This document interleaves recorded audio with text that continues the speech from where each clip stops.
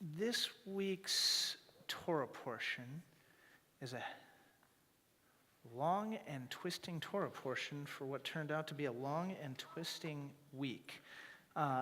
Naso, our parsha for this week, covers so many different topics. You think you were reading the notes from a TED conference.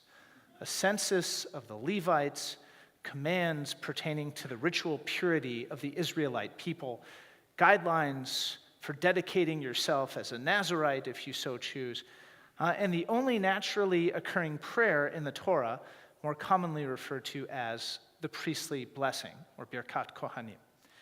Within this litany of topics, however, sits an arcane ritual, one designed to condemn or exonerate the wife suspected of adultery, a ritual only known by the name later given to the woman who stood accused of straying outside her marriage, the ritual of Sotah. Now, according to the ritual, a suspicious husband must bring his wife to the priest, who will offer a meal offering of jealousy on her behalf and stand her before God. There, the priest must mix sacred water with dust from the tabernacle floor and make her drink it. According to the rite, if she had committed adultery, then the mixture would cause her belly to distend and her thigh to sag, compromising any pregnancy that might have occurred through the adultery. But if she hadn't, then she and her baby would survive unharmed. Now, the ritual, when devoid of its historical context, suggests a highly embarrassing, potentially painful ordeal foisted upon a suspected wife by a highly misogynist culture. And that's true.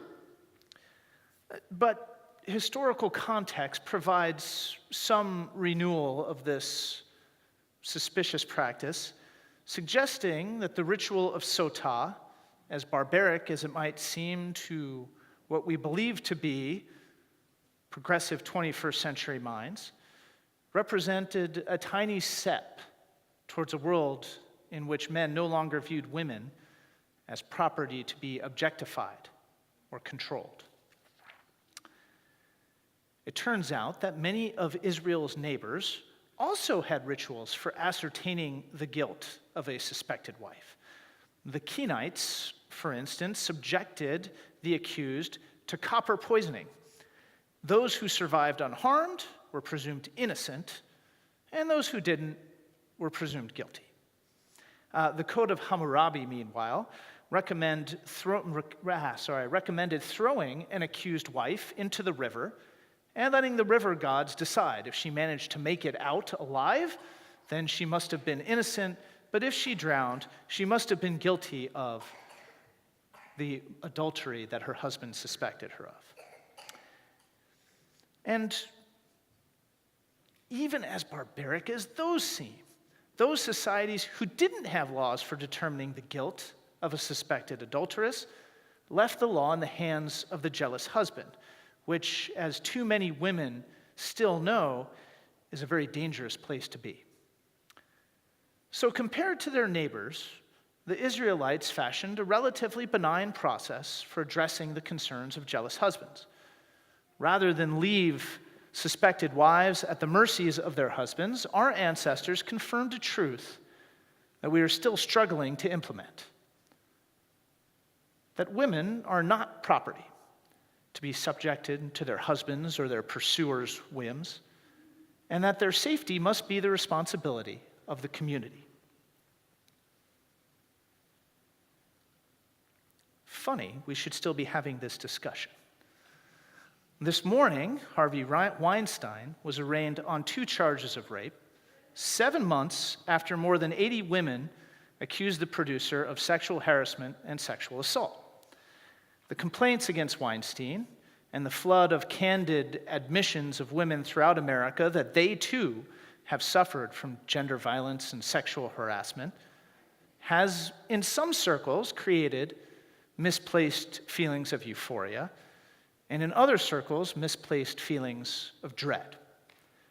A colleague from another synagogue recently asked me, have Me Too and Time's Up gone too far?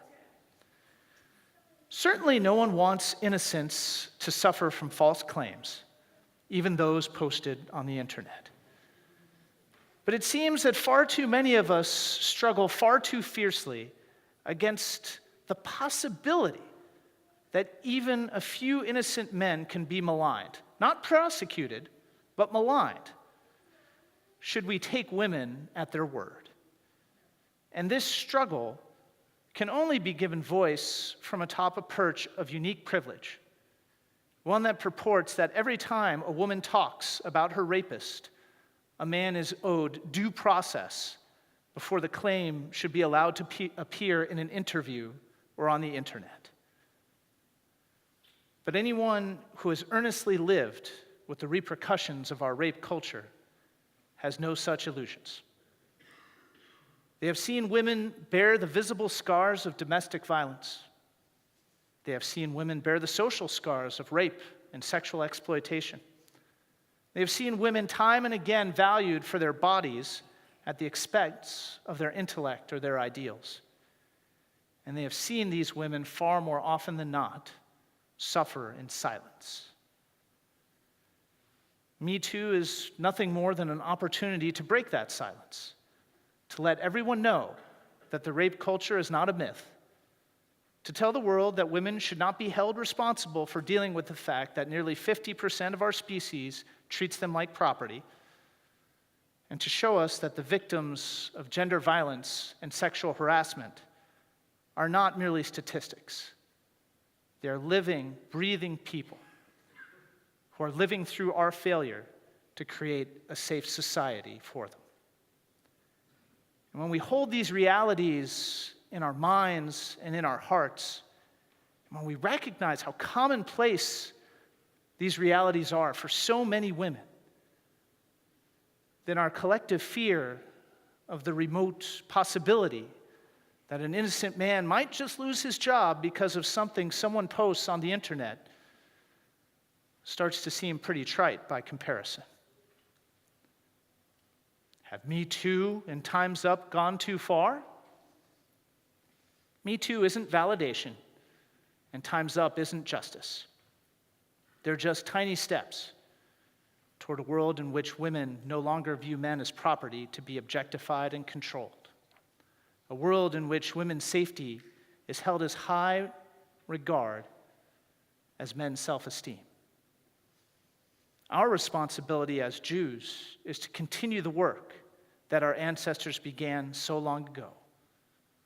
Our task is to finish the journey toward a world in which all people, men and women, feel that they have an equal right to safety and an equal right to speak their truth without criticism or vindictive repercussions.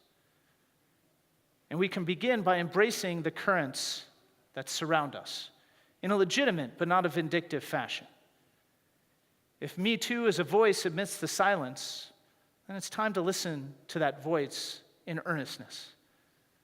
It's time to pick up Lucky by Alice Sebold, or Not That Bad by Roxane Gray. It's time to read The Macho Paradox by Jackson Katz and Transforming a Rape Culture by Emily Buchwald. And it's time to understand that their stories are our stories, the stories of our loved ones, the stories of our coworkers, stories of our children and grandchildren. Only then can we finish the job that our ancestors started so gingerly so long ago. Only then can we begin to dream of a world in which men and women are both valued for their ideological perspective, for the singularity of their gifts that they have to offer to the world, for their intellect and their capability, and never objectified or treated as property again. May this be the world we give to our children and our grandchildren. Ken Yeratzon.